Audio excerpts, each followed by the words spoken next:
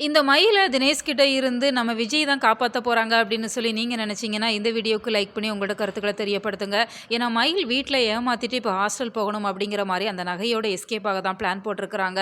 வீட்லயுமே அந்த நகைய மாத்தி வச்சுட்டாங்க. எல்லாருமே கூட இருக்கிறாங்க அப்படின்னு சொன்னாலுமே, ஏதாச்சும் ஒரு திட்டம் போட்டு இப்ப நகைய மாத்திட்டாங்க. இந்த சூழ்நிலையில காலையிலே நான் வந்துடுறேன் அப்படிங்கிற மாரி தான் தினேஷ் கிட்ட சொல்லியிருப்பாங்க. அதனால நீ பீச்சுக்கு வந்துரு, நாம அங்க இருந்து காஞ்சிபுரம் போயிரலாம் அப்படிங்கிற மாரி தான் அவங்களுமே திட்டம் போட்டு குடுத்துருக்காங்க. அதனால இப்ப மயில் ஒரு திட்டம் போடுறாங்க. ஹாஸ்டலுக்கு வர சொல்றாங்க அப்படிங்கிற மாரி வீட்ல சொல்றாங்க. இப்ப மயில் பெட்டி படிக்கையோட வந்து நிக்கத பார்க்கவுமே மல்லி, நாகு 2 பேருமே பயங்கரமா ஷாக் ஆக தான் செய்றாங்க. நைட் அவ்ளோ நேரம் கூடவே தானடி இருந்த. அப்பலாம் சொல்லல. இப்ப ஏன் காலையில வந்து கிளம்பி இருக்கிற அப்படிங்கிற மாரி மல்லி கேட்கிறப்ப, நாகுவுமே எனக்கு ரொம்பவே சந்தேகமா இருக்கு மல்லி. நீ கொஞ்சம் விசாரிச்சு பாரு அப்படிங்கிற மாரி டைரக்ட்டாவே சொல்லிர்றாங்க.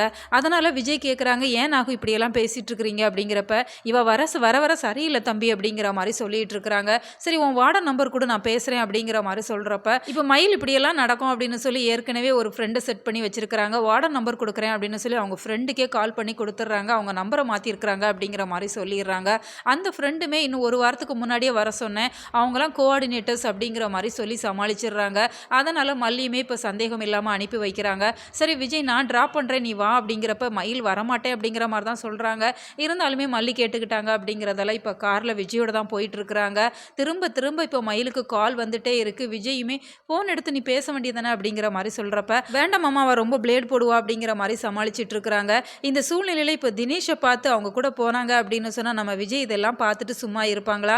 நிச்சயமா நம்ம விஜய் கிட்ட தினேஷ் சிக்க தான் போறாங்க. ஸோ வெயிட் பண்ணி பார்க்கலாம். உங்களோட கருத்துக்கள கமெண்ட்ல தெரியப்படுத்துங்க.